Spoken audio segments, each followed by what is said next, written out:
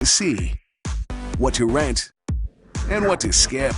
It's Movie Reviews with Ryan J. That's right, we're back now with the nationally syndicated film critic Ryan J. And he's going to help spend your box office budget wisely this weekend. Because people are going to be in the movie theaters too. It's going to be rainy. Yes. Good to see you, Ryan. Good to see you too. So when it's stormy, should people go to Aloha? Let's start with that one. PG-13. I don't know much about this. Well, this is by writer-director Cameron Crowe, who's done some great movies like Almost Famous and Jerry Maguire, one of the best rom-coms ever. And this one's not as great.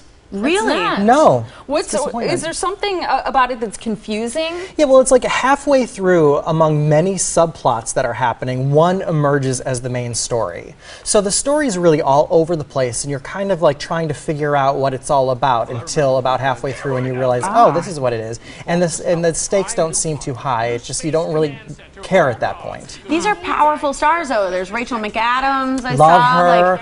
Wish there was more of her in it. She's underused. You've got Bradley Cooper and Emma Stone. Emma Stone, by the way, who when she first appears in the film looks like she's wearing a Tom Cruise and Top Gun Halloween costume. Whoa. Yeah. But it's not a joke? It's not a joke. They don't have Bradley and Emma don't have great chemistry, and so that doesn't connect. The rom-com part of it, the rom doesn't work. Look at there, right? Tom Cruise, Top Gun.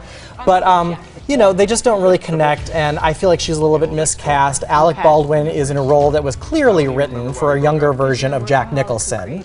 So it's a little strange. Was there something that did work in it? The comedy. I did laugh out loud a few times. I think it's very funny, but it's few and far between. So overall, this one is a rental. I like these stars, so I'd say, you know, if you catch it on cable someday, it'd be great to watch, but it's not one to run out and see in the theater. I always wonder when they're doing that stuff if they know. They know when they're doing it, like, it's not working. Sometimes they don't know till like after it's edited, though. Yeah, true. Okay, the next one, San Andreas, PG-13. I love these kind of movies. I'm so excited. Big summer blockbuster. You've been excited for this one for a long time, starring The Rock, and this one is the one that makes Earthquake's the new monsters. Yeah! Yes, I jumped more in this movie than I do in most horror films that I see. Really? I'm afraid to go to LA now or San Francisco, like, because at any minute an earthquake could happen and you're gonna die. How's The Rock?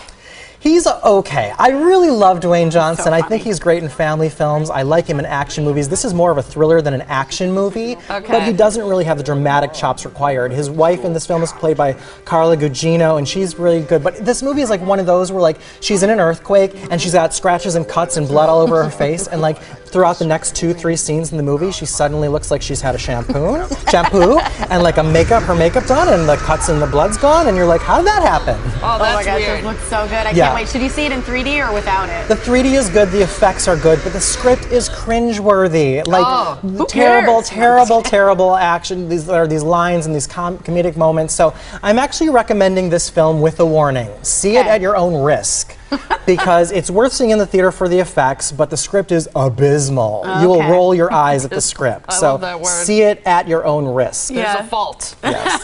Into the Woods is at the Skylight. It is. I love Into the Woods. It's my second favorite show, just behind Wicked, and it's so great seeing it. You know, the movie version came out just at Christmas time, was really good, and now it's so fun to see the show in its full text because there's so much great things in this show that was cut out in the movie.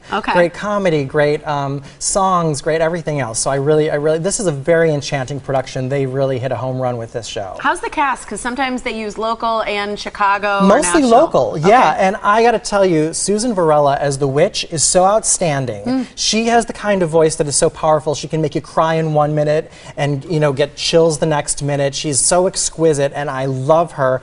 And I saw the Broadway revival of Into the Woods in 2002 with Vanessa Williams as the witch. Susan Varela is better than Vanessa Williams. No way. Fantastic. Actually, this whole production was more impressive than the Broadway production. Cool the Broadway design? revival, I should say. Yeah, the design is great. I also liked Ray Jivoff as the narrator. He's really talented.